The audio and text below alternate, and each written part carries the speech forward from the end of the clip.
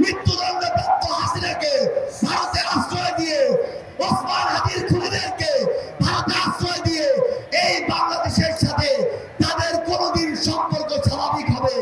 এই বাংলাদেশে এই হাদিরা বেঁচে থাকতে কোনোদিন সেই সম্পর্ক স্বাভাবিক হবে না, হবে না, হবে না।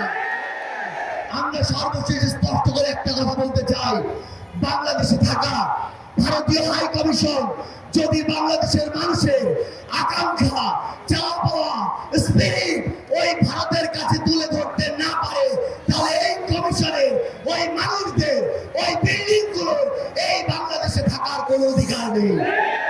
শুধু একটাই সর্বশেষ কথা, আগামীর বাংলাদেশে আমাদের স্বাধীনতাকে, আকাঙ্ক্ষাকে, বিপ্লবকে, ওসমান হাদিদেরকে কেউ যদি আক্রমণ করতে চায়, সেই আগুন এই বাংলাদেশ থেকে পৃথিবীর প্রতিটি প্রান্তে ছড়িয়ে পড়বে ইনশাআল্লাহ। আমরা গোটা বাংলাদেশের প্রয়োজনে আজ এখানে একত্রিত হয়েছি। হাদি ভাইয়ের মতো করে আরো অসংখ্য ভাইয়ের আমরা জীবন দেওয়ার জন্য প্রস্তুত আছি, কিন্তু বাংলাদেশের স্বাধীনতা, সার্বভৌমত্বকে ভারতের দালালদের কাছে তুলে দেব না। এই বাংলাদেশকে ধ্বংস করার জন্য, বাংলাদেশের স্বাধীনতাকে বিক্রি করার জন্য 16টা বছর ধরে ওই ভারতের দালালেরা বাংলাদেশে হাসিনাকে ফেসিবাদ তৈরি করতে দিয়েছিল।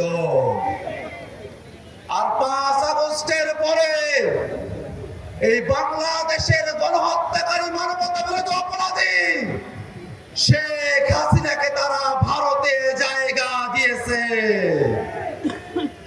আমরা ভারতের কাছে বলতে চাই, শেখ হাসিনা সহ বাংলাদেশে গণহত্যার সাথে জড়িত প্রত্যেকটা খুনিকে বাংলাদেশের কাছে হস্তান্তর করতে হবে।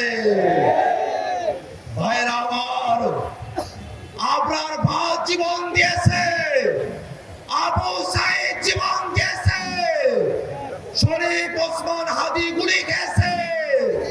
আমাদেরকে আর নিরাপত্তার ভয় দেখিয়ে লাভ নাই।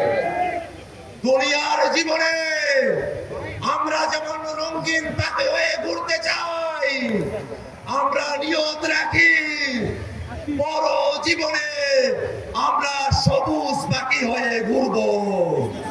অতএব আমাদেরকে দাবিয়ে রাখা যাবে না।